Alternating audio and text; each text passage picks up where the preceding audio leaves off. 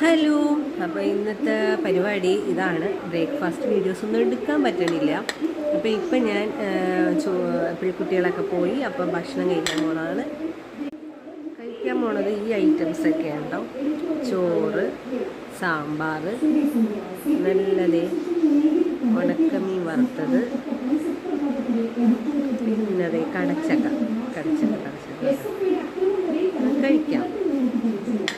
വായിൽ വെള്ളം വന്നു.